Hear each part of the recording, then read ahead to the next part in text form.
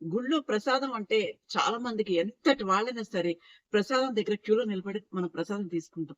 గుళ్ళో ప్రసాదాలు వద్దు అన్నది ఎంత తప్పో, పాఠశాలలో ఈ భోజనం పద్ధతులు పెట్టడం గూడా వద్దు అనడం గూడా అంతే తప్పండి. భోజన కార్యక్రమం అనేది చాలా గొప్పది, పవిత్రమైనదండి. అది వద్దు అనే అర్హత అసలు ఎవ్వరికీ ఉండదండి. ఫ్రెండ్స్, గరికపాటి గారంటే తెలియని వాళ్ళే ఉండరండి. ఆయనంటే అందరికి అభిమానం ఉంది. ఆయన ఆయన మంచి, చెడు ఆలోచించి మాట్లాడతారు ఏమన్నా అని. ప్రతి ఒక్కళ్ళు ఆయనకి మంచి విలువ ఇస్తారు. అయితే కొంతమందికి ఫ్యాన్స్ కూడా ఉన్నారండి ఆయనకి. అసలు ఎంతమందంటే ఆయన పేరు చెప్తేనే చాలా గొప్ప వ్యక్తి అంటారు.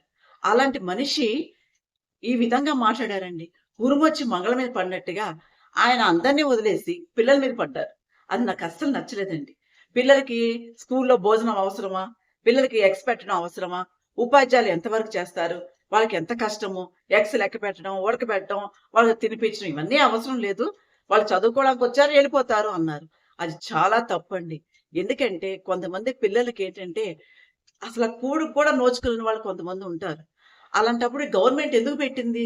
పాపం పిల్లలు కనీసం భోజనం కోసమైనా వచ్చి 4 అక్షరాలు నేర్చుకుంటారు కదా! అలాంటప్పుడు మనం ఆ విషయాన్ని మనం అలా మాట్లాడకూడదు కదా! చాలా మంది తల్లిదండ్రులు పొద్దున్న 4కి లేచిపోయి పాపం కూలి పనికి వెళ్తే ఇంట్లో ఒక 6గురో, 7గురో ఉంటారు. వాళ్ళందరిని పోషించాల్సిన ధర్మం వాళ్ళకుంటుంది. కూలి పని పొద్దున్న 4కి వెళ్ళిపోయి వాళ్ళు రాత్రి 8:30 వరకు కష్టపడుతూనే ఉంటారు. అప్పుడు ఏమనిపిస్తుందంటే వాళ్ళ కష్టంలో అబ్బా! ఇప్పుడు పిల్లలకి స్కూల్ ఫీజులు కట్టి, వాళ్ళకి క్యారేజ్‌లు సర్ది ఇవన్నీ అవసరమా? ఇంట్లో ఉంటారులే అని వదిలేసి వెళ్ళిపోయే వాళ్ళు కూడా ఉంటారు. అలాంటప్పుడు ఈ గవర్నమెంట్ మంచి పథకం తీసుకొచ్చింది. అదేంటంటే స్కూల్లో పిల్లలకి భోజనం పెట్టడం. పాపం ఇప్పుడు మనకి పోషక విలువల లోపాలైతే చాలా రోగాలొస్తూ ఉంటాయండి. అంతే అండి, పెద్ద పెద్ద స్కూల్స్‌లోనే పోషక విలువలు తినకపోతే పలానా రోగం వస్తుంది, పలానా పెయిన్ వస్తుందని చెప్తూ ఉంటారు.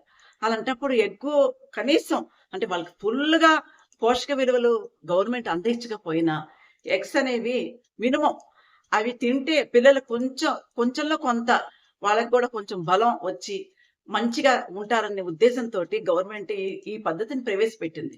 అలాంటి గరికపాటి గారు ఇది వేస్టు, ఇది అనవసరం, పిల్లలకి ఇవన్నీ పెట్టడం అనవసరమా? అవసరమా? తర్వాత వాళ్ళు శోభన పెళ్ళికొడుకుల్లా వస్తారా?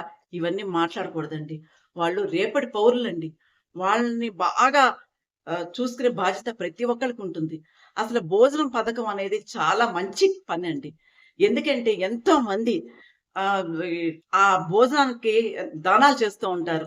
ఫ్రీగా అన్నాలు పెడుతూ ఉంటారు. ఎందుకు తెలుసా అండి? అంత మంచి కార్యం అది. అందుకనే భోజనాన్ని నోటి దగ్గరున్న కూడని ఎవ్వరు చెడగొట్టకూడదు.